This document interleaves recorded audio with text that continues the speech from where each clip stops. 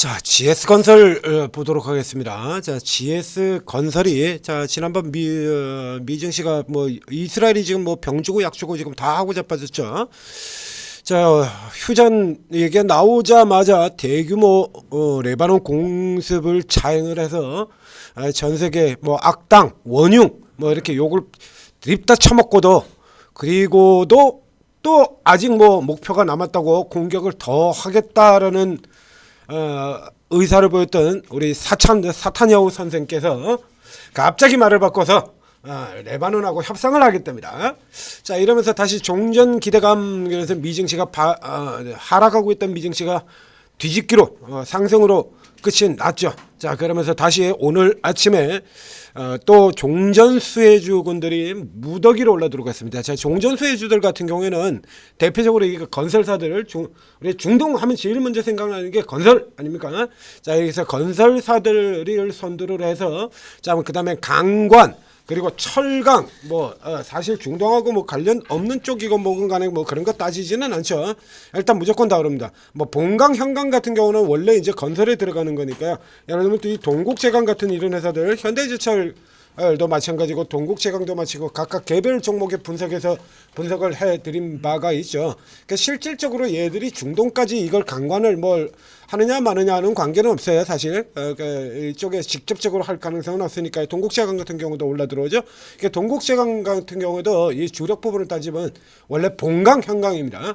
본강, 현강 그리고 후판 이렇게 연결되는 거예요. 현대제철은 본강, 현강 그리고 자동차 강판 이렇게 연결되는 회사들이고요. 그러니까 강관주, 철강주, 강관 철강을 뒤를 이어가지고 중동하고 뭐라도 거래를 했던 회사들은 뭐 예를 들면 이전에 네옴시티 테마주들 같은 경우가 있죠. 그래서 이런 중동하고 거래를 한 적이 있는 모든 회사들이 다 튀어나가는 형태로 보이는데, 자, 그 중에 GS건설입니다. 뭐 이 GS건설은 저희가 사실 분석을 그렇게 많이 해드리는 종목은 아닙니다. 정규로는 분석이 몇 번 안 나왔어요. 자, 이거 가서 보실까요? 이게 왜 그러냐면 이게 건설 쪽에서 지금은 이게 GS건설이 그렇게 돋보이는 회사는 아니거든요. GS건설 이게 보시면 없죠. GS건설이 여기 하나, 둘, 그리고 내내 놀고 있다가 이제 최근 이렇게밖에 없습니다.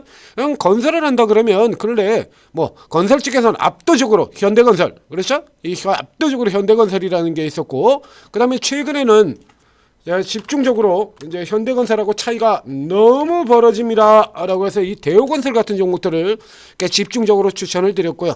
그리고 거기에다가 제 개인적인 감정이 있죠. 자, 그래서 이 GS건설 같은 경우에는 GS건설은 정규 분석으로는 저렇게 3번밖에 나오진 않았습니다. 지난 2년 동안 다른 종목을 분석을 하면서 이 GS건설이 참고로 들어오는 경우는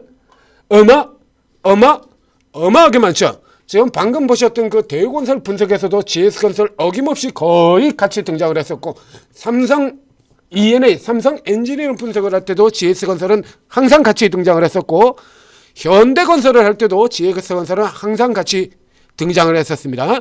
주로 안 좋은 쪽의 예시로, 그렇죠? 빅베스의 원조. 예전에 했던 짓이 있으니까요. 과거에 저질렀던 그 원조, 이거죠? 이때 있었던 이 사건, 대규모 덤핑, 빅베스, 그 다음에 회사채 사기, 여기다가 이 기관 미친놈들은 지들을 상대로 2조를 사기를 친 기업을 상대로 현금 여력이 풍부하다라고 하는 이 어처구니없는 레포트 사기극까지 안 좋아할 수밖에 없지 않습니까? 이렇게 안 좋아하던 기업이나 그럼에도 불구하고 주가는 올라갈 수 있다라는 얘기를 계속 들어왔던 거예요. 그 대표적인 케이스 같은 경우가 저 앞쪽입니다. 저 앞쪽에 그럼에도 불구하고 이게 부양 얘기 같은 경우 보시죠. 부양책 기대 같은 개소리는 내 믿지 않는다. 그러나 그래도 좀 더 오를 것이다. 이렇게 얘기를 드린 바 있죠. 그리고 최근 같은 경우에 이제 원전, 요 이제 대우건설이 해가지고 그 뒤로 GS건설도 원전 기대감, 그 다음에 한미글로벌 같은 경우가 GS건설하고 똑같이 후발로 들어왔었고요. 이때 같은 경우도 이거 더 당길 거다라고 딱 잘라서 얘기를 드린 바 있습니다. 기존에 제가 드렸던 얘기하고 비교를 해드렸죠. 이 GS건설 같은 경우에는 자, 앞에도 그 가장 어처구니 없는 소리를 얘기를 들었지 않습니까? 그래서 각 섹터에 우리 기관이 관장을 하는 종목들이 딱 정해져 있다라고 해드렸잖아요. 이제 최근에 좀 내려오고 있습니다만 엔터테인먼트에서 하이브, 자, 엔터의 하이브와 YG, 그 다음에 게임의 펄어비스와 NC소프트, 그리고 건설에서 이 GS건설과 현대산업개발, 이름도 바꿨죠. 아이파크 현대산업개발. 최근 같은 경우도 또 현대산업개발 또 이 갯벌집 끓여가서 사고치고 있지 않습니까? 그래도 주가는 올라가도록 하죠. 관계없다니까요.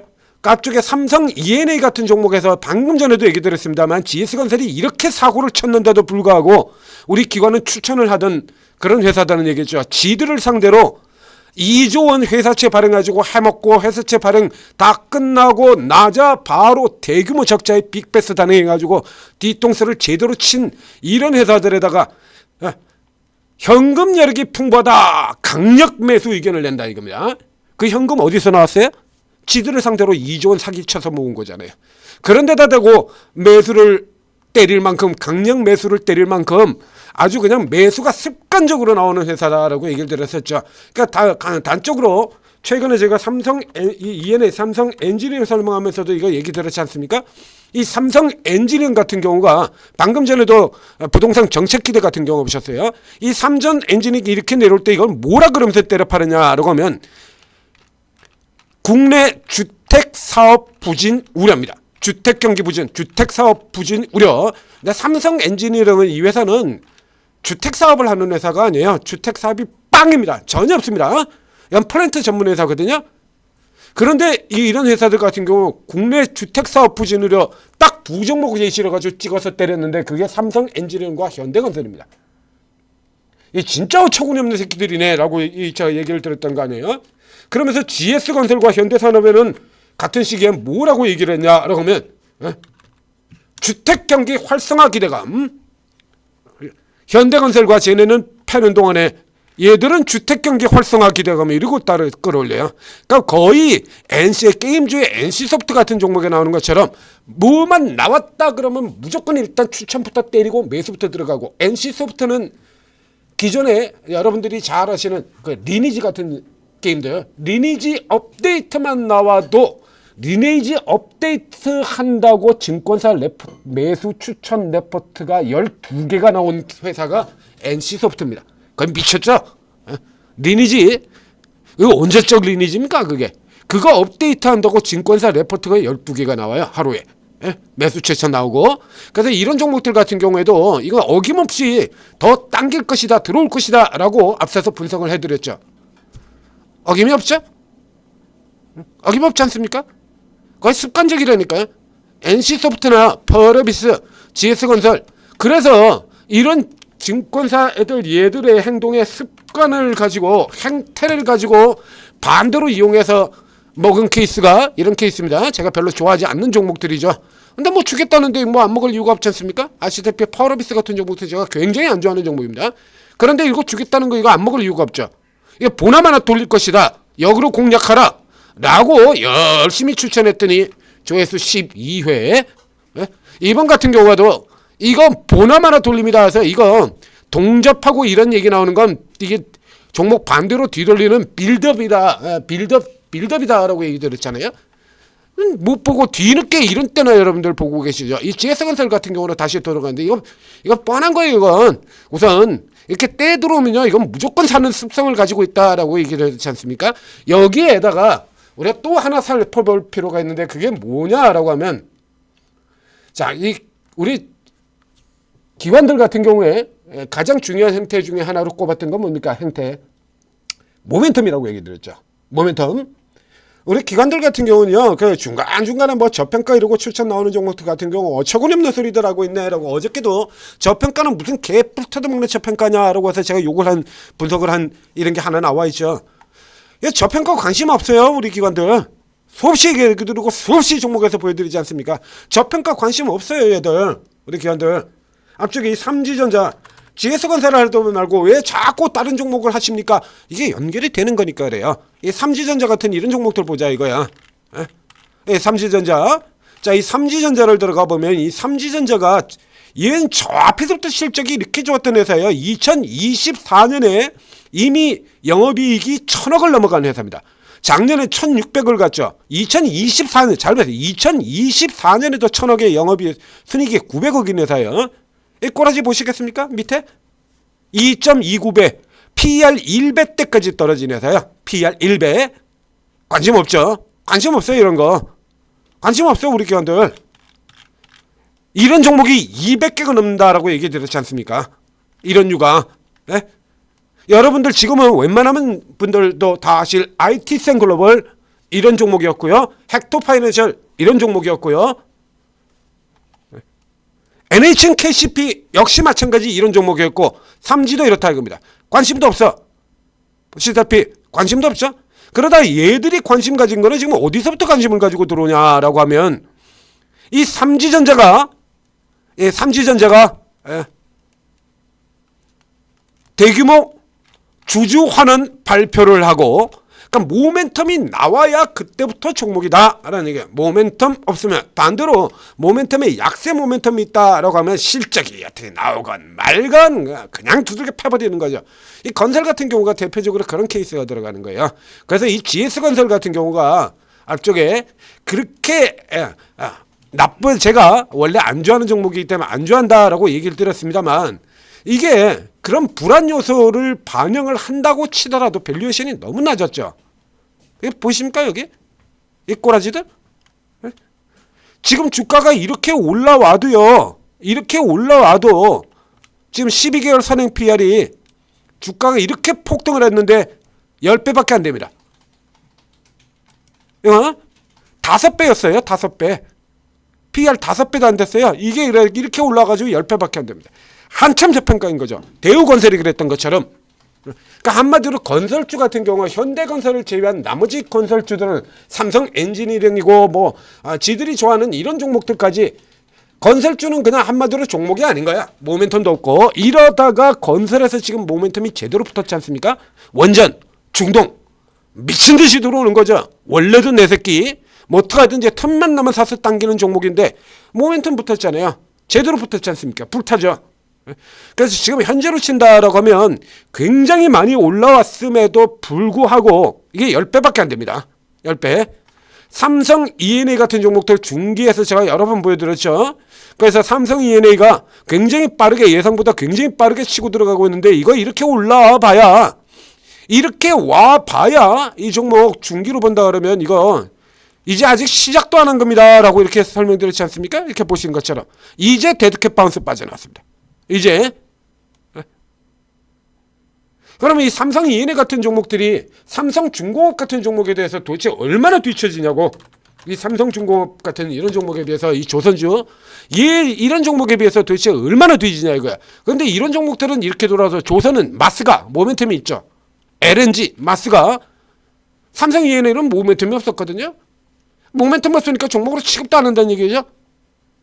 이러다가 이제 모멘텀 등장하니까 미친 듯이 들어오는 거고요. 이 GS건설도 똑같다라고 봐야 돼요. 이런 케이스. 현사는 이게 좀 다릅니다. 현사는 알파크 현상 같은 경우에는 이건 똑같이 두 종목이 모두 다 기관이 매우 선호하는 기관 극선호주의이기만 합니다만, 현사는 중동 모멘텀이 아니에요. 현산의 모멘텀은 따로 있죠. 현산 같은 경우에는 우리 축구 팬들한테 뒤지게 욕을 처먹고 있는 우리 몽규. 이 몽규가 그렇게 욕을 먹으면서도 축협을 죽도록 붙들고 있으려고 하는 이유는 축협에서만 매년 3천억의 이익이 나옵니다. 여러분들 같은 경우 저 방송에 골대녀 이렇게 볼 차는 여자애들 볼 차는 프로그램 같은 거 보시잖아요. 거기 보면 그 구장 전부 지방으로 돌아다니죠. 지방으로 다니면서 각 지방에서 지방에 있는 그 구장들에서 축구하잖아요. 거기 다 축구장 없던 동네들이에요. 다 무슨 축구장이 있었죠, 시골 동네에. 근데 지금 축구장 다 있죠. 그거 전부 다 현산이 다 먹는 겁니다. 100%. 현산의 별명은 원래 뭐였다고요?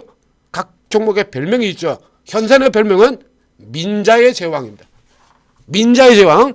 여러분들이 잘 아시는 지금 같은 경우 현대산업이 아이파크 현대산업개발하고 이렇게 이름 바꿨잖아요. 용산역 가시면 그 용산역에 그 역사 같은 경우가 아이파크 그걸로 지어져 있죠. 신촌역도 그렇게 돼 있고요. 그런 민자 사업을 전문으로 해가지고 황금알을 낳는 거위, 그리고 돈을 어마어마하게 벌었던 애들이야. 그래서 이 현재의 사업 구조를 친다 그러면 이 몽규는 아무리 욕을 먹더라도 현대 축구협회를 절대 버릴 일이 없다는 얘기입니다. 그래서 축구팬 여러분들 같은 경우에는 정몽규 물러나라 그래봐야 아무 쓸모가 없고요. 그냥 계속 외치셔야 돼요. 그러나 기대는 하지 마십시오. 저렇게 돈이 되는데, 여러분 같으면요, 매년 3천억이 들어오는데, 네. 현금 3천억이 아니고 최소 매출 3천억입니다. 축협 관련 매출이 3천억이 나와요. 여러분 그거 포기하시겠습니까? 매출 3천억이 나오는데 미쳤어? 그걸 포기를 하게? 네. 현산의 경우에는 국내 사업입니다. 국내 사업 쪽이에요. 그렇다면 현산은 건설주가 올라가면서 건설주 섹터 전체의 멀티플이 상향되면서 따라 올라 들어가는 그런 구조에 되는 거고요. 중동은 그냥 딱 정해져 있어요. 종목들이. 중동으로 건설은 중목 종목, 우리가 잘 아는 왕년에 뭐 옛날 저 먼 옛날부터 건설을 했던 현대건설, 그렇죠? 현대건설. 근데 문제는 현대건설 같은 경우는 이미 그 이전에 보시는 것처럼 그 이전에 이 현대건설의 경우는 원전 가지고 주가가 이미 이렇게 올랐어요. 그렇기 때문에 지금의 현대건설은 이제 뒤따라 들어가는 이런 케이스로 들어가는 거고요. 그러니까 실질적으로 이제 재건의 왕 중동, 적어도 중동이라 그러면 재건의 왕은 삼성 엔지니어링이 되겠습니다만, 속도에서는 건설주 중에서 이 GS건설을 따라갈 종목이 많지 않다라는 얘기가 되는 겁니다. 그래서 이거 들어가고요. 자, 이제 비교를 해서 보여드리겠습니다. 앞쪽에 현대건설 이쪽에서부터 여러 번 얘기를 드렸었죠. 대우건설, 현대건설.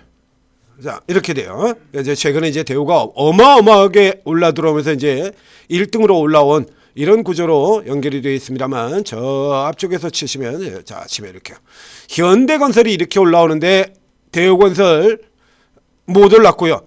얘네들은요 또 더 다르죠. 이게 여기서부터 꺾어져 가지고 이러고 헤맸거든요. 여기서부터, 자, 아초에 여기서부터 이렇게 꺾어져 가지고 이러고 헤맸고요. 이러고. 그러니까 삼성 E&A 같은 경우는 상대적으로 이런 국내 주택 사업을 실제로 하지는 않기 때문에 이제 주택 활성화 기대에 꺾여서 접어 내려가고 밀려내는 이쪽 영향을 상대적으로 좀 덜 받습니다. 지금 현재 위치 보면이거든요. 이제 대우건설 다 따라갔습니다. 이게 대우건설이 지금 현대건설보다 더 앞질러 있어요. 더 위에 있죠. 보시면 지금 이 초록색 이 대우건설이에요. 현대건설이고요. 이제 역전돼 버렸습니다. 이 아래쪽 같은 경우는 지금 이거밖에 안 되는 거거든요.